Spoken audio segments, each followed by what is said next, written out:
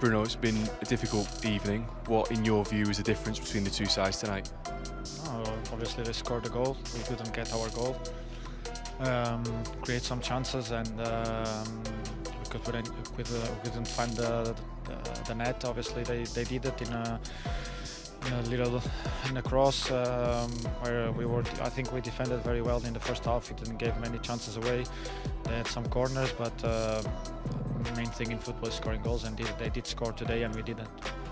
Obviously, with no trophy at the end of it, no Champions League, this is ending up being one of United's worst seasons in a generation. Luke Shaw's just come out and said that you as players need to look at yourselves to decide if you're good enough to play for Manchester United.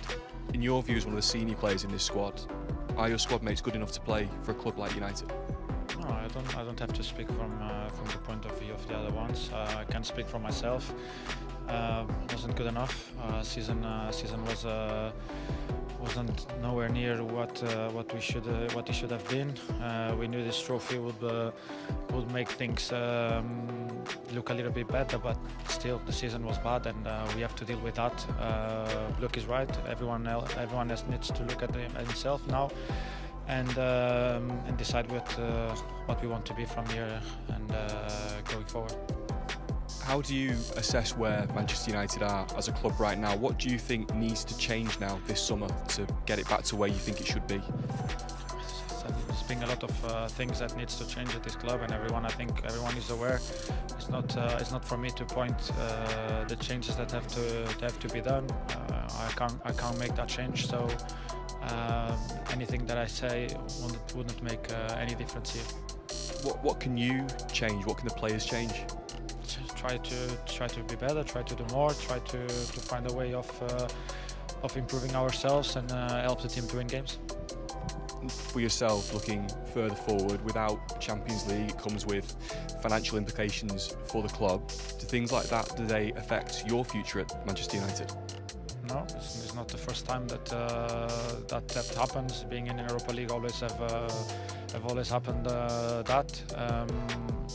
My point of view has never been the financial side. So if I want to go for a financial side, I will always have the option to go. But that's not the thing. I think what I want is to win trophies and be involved in the best competitions. As obviously, next season we won't have that chance.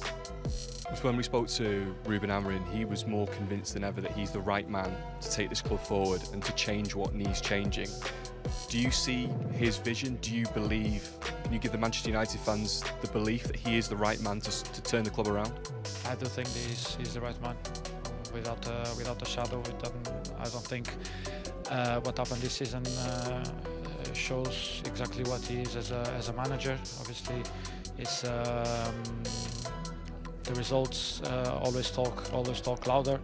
But I do think he's the right manager for the future of this club. Either with me or not, I still think that he's the right man. The curtain fell on Manchester United's European campaign in painful fashion, as the Red Devils slumped to a narrow 1-0 defeat to Tottenham Hotspur in the UEFA Europa League Final at San Mamés Stadium, Bilbao. Brennan Johnson's strike proved decisive on a night where United dominated possession but lacked the clinical edge in front of goal. While the defeat extended United's European trophy drought, all eyes were on captain Bruno Fernandes in the aftermath. Speculation had been rife over whether the Portuguese midfielder would voice frustration following the loss. However, Fernandes struck a balanced tone, voicing disappointment without launching a direct attack on the club or his teammates. "The season is not acceptable for the standards of this club," Fernandes admitted. "We can't be happy with how things have gone. But it's also not the time to point fingers. It's the time to learn, to grow, and to come back stronger." There were no scathing remarks or accusations. Instead, Fernandes offered a rallying cry and a vote of confidence in manager Ruben Amorim, whose tactical decisions have divided opinion among fans and pundits. "He's the right man to take this club forward," Fernandes stated. "There is no doubt about his work ethic, his ideas, and his belief in this team. We all have to take responsibility for this result, not just the manager." Despite creating more opportunities and controlling large portions of the game, United failed to find the breakthrough, with missed chances from Højlund, Garnacho, and Rashford proving costly.